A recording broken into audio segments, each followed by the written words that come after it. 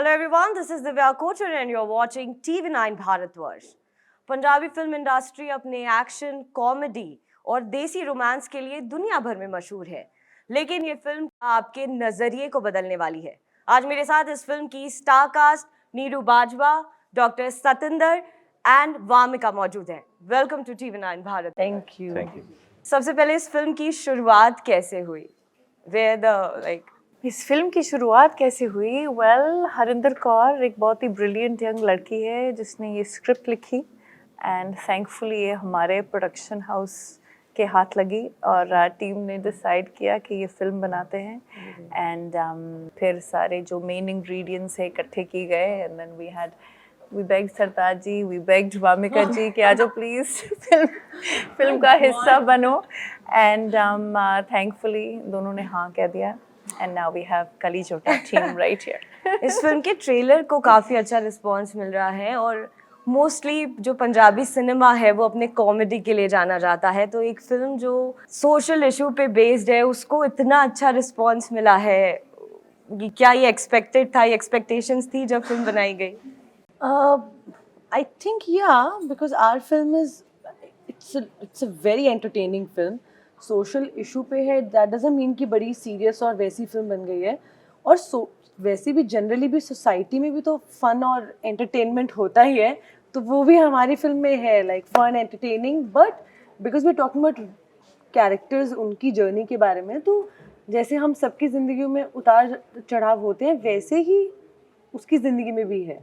Rabe की ज़िंदगी में, दीदार की ज़िंदगी में, अनंत की ज़िंदगी में, तो वो ही मतलब वो जो पंजाबी फिल्म्स का वो जो एक है कॉमेडी का है, वो तो फ्लेवर हल्का सा तो है, because that's in us, that's in Punjabis, okay, to be fun, okay, we are fun people, so we can't take that away from Punjabi cinema. या तो फिल्म में एक ऐसी औरत की कहानी है जो अपनी ज़िंदगी अपने हिसाब से जीना चाहती है, जो खुश रहना चाहती है, लेकिन आज भी सोसाइटी में वो तमाम चीज़ें हैं कि अगर लड़की फ्रेंडली है तो उसके बारे में तमाम तरीके के कमेंट किए जाते हैं। तो as a girl Neeru and Wamiqa, क्या इस तरीके की चीज़ें कभी कुछ फेस करनी पड़ी हैं या इसे लेकर? मैंने तो बहुत की, you know, I am be absolutely honest, क्योंकि मैं पैदा हुई कनाडा में, वहाँ मतलब we just used to saying hello to everybody. Yeah, Hi, right, how's it going? Hi.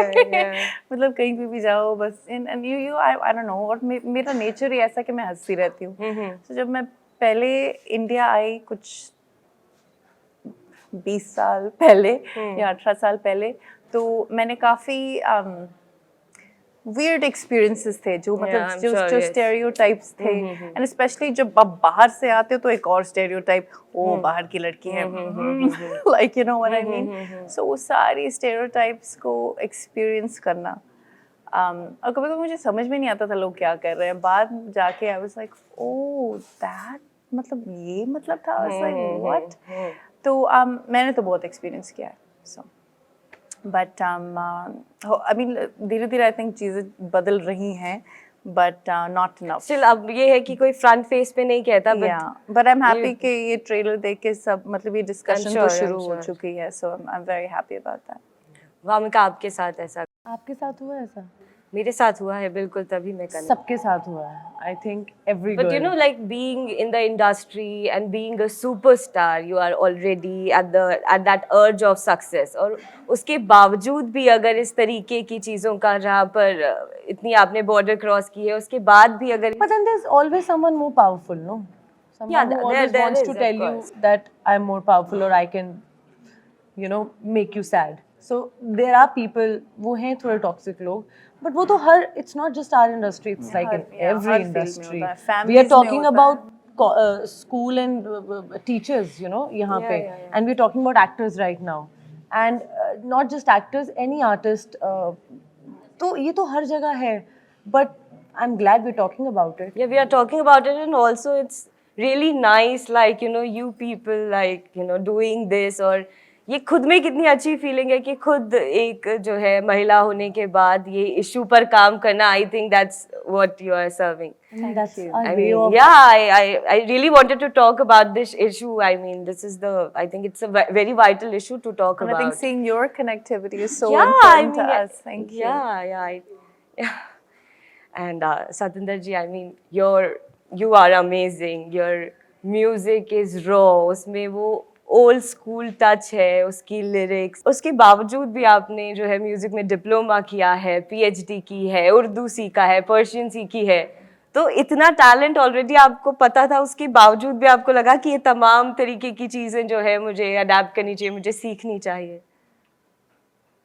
हाँ, सारा कुछ वैसे एक नेचुरल प्रोसेस ही होता है। आप सारा कुछ मुकर्रर नहीं कर सकते अपने तहत कि अच्छा मैंने ये करना है, यही होगा। जी, जी। ऐसा तो नहीं होता।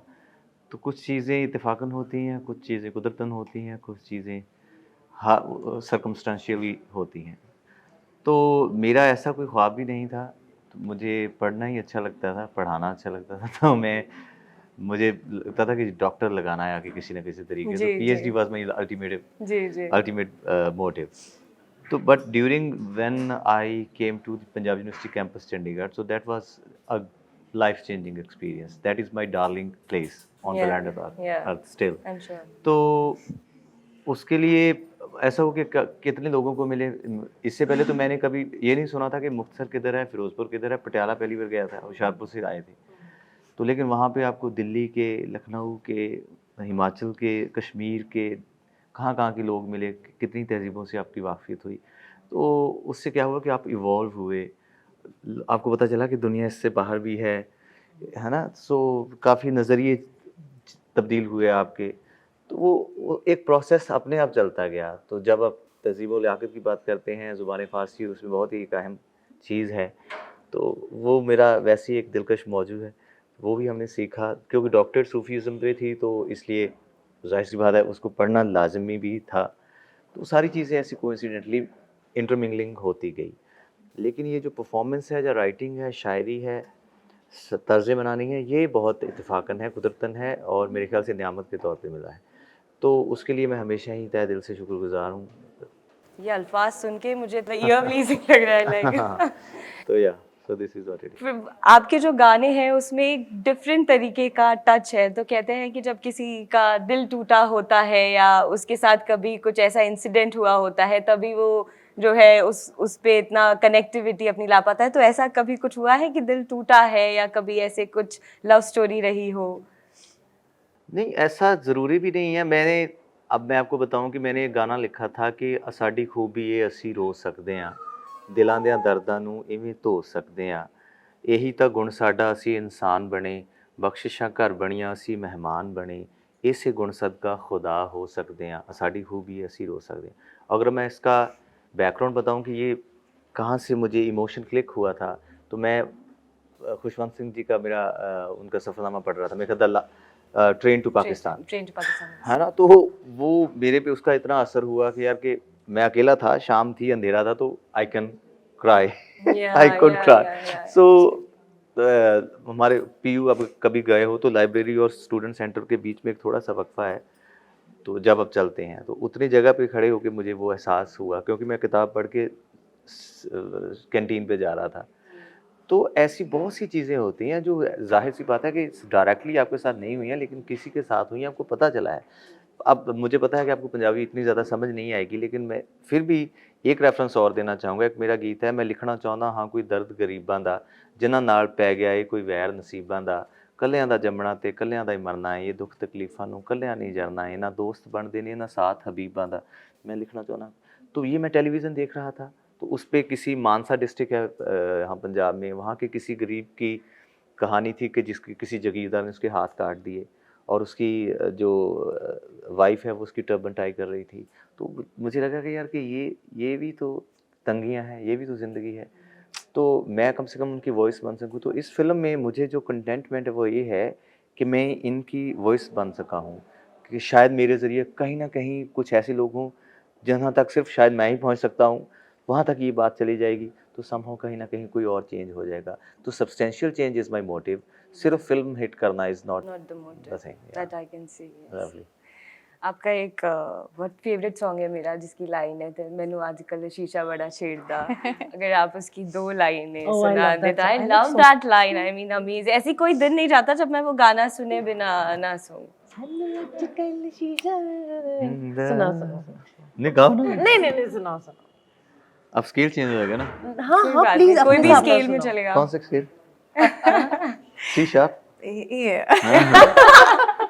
द ਸਰਤਾਜ ਕਿੱਸਾ ਜੋੜਦੇ ਪ੍ਰੀਤ ਦਾ, ਰੂਦੀ ਰੀਤ ਦਾ ਦਿਲਾਂ ਦੇ ਮਾਹੀ ਮੀਤ ਦਾ, ਪੈ ਗਈ ਅਥਰੇ ਖਿਆਲਾਂ ਨਾਲ ਦੋਸਤੀ, ਤੇ ਗਵਾਚਿਆਂ ਜਿਆਂ ਦਾ ਸਮਾਂ ਬੀਤਦਾ, ਸਾਨੂੰ ਸਿਰਾ ਨਹੀਂ ਥੇ ਆਉਂਦਾ ਸੁੱਚੇ ਗੀਤ ਦਾ, ਜਾ ਤਾਂ ਵੱਡੇ ਵੱਡੇ ਵੱਡੇ, ਜਾ ਤਾਂ ਵੱਡੇ ਅਤੇ ਵਾਕ ਨਿੱਕੇ ਨਿੱਕੇ, this is the same scale, ਜਾ ਤਾਂ ਵੱਡੇ ਅਤੇ ਵਾਕ ਨਿੱਕੇ ਨਿੱਕੇ, ਦੱਸੋ ਜੀ ਹੁਣ ਕੀ ਲਿਖੀਏ, ਹੋਏ ਮੈਂ ਤੇ ਸਜਣ ਇੱਕ ਮਿੱਕੇ, ਦੱਸੋ ਜੀ ਹੁਣ ਕੀ ਲਿਖੀਏ। ਆ ਸਾਨੂੰ ਅੱਜ ਕੱਲ ਸ਼ੀਸ਼ਾ ਬੜਾ ਛੇੜਦਾ, ਨਾਲੇ ਛੇਤੀ ਗੱਲ ਬਾਤ ਨੀ ਨਬੇੜਦਾ, ਕਰੇ ਨੈਣ ਜੇ ਮਿਲਾ ਕੇ ਗੁਸਤਾਖੀਆਂ, ਸਾਡੇ ਖਿਆਲਾਂ ਵਾਲੀ ਗੁਣਤੀ ਉਧੇੜਦਾ, ਇਹ ਤਾਂ ਫਾਹਿਸ਼ਾਂ ਦੇ ਬੂਏ ਵੀ ਨਹੀਂ ਖੇੜਦਾ, ਮੈਂ ਤਾਂ ਸ਼ੀਸ਼ੇ ਨੂੰ ਵੀ, ਮੈਂ ਤਾਂ ਸ਼ੀਸ਼ੇ ਨੂੰ, ਮੈਂ ਤਾਂ ਸ਼ੀਸ਼ੇ ਨੂੰ ਵੀ ਟੰਗ ਦਿੱਤਾ ਛਿੱਕੇ, ਦੱਸੋ ਜੀ ਹੁਣ ਕੀ ਲਿਖੀਏ, ਹੋਏ ਮੈਂ ਤੇ ਸੱਜਣ ਇੱਕੋ ਮਿੱਕੇ, ਦੱਸੋ ਜੀ ਹੁਣ ਕੀ ਲਿਖੀਏ। मुझे लगता है इसके आगे मैं कुछ भी नहीं पूछ पाऊंगी। Thank you so much for talking to TV9 Bharatvarsh and all the very best for your movie. Thank you so much. I'm हमारी really film- glad you made this. I'm हमारी really फिल्म आ glad रही you है made तो this. फिर I will definitely go and watch it. हमारी Thank you film so आ रही है 3 फरवरी को, कल ही जोटा उसको जरूर देखिएगा। एक रिक्वेस्ट थी एक गाने की, उदारियां, उसकी बस 2 लाइन से मैं end करना चाहती हूँ।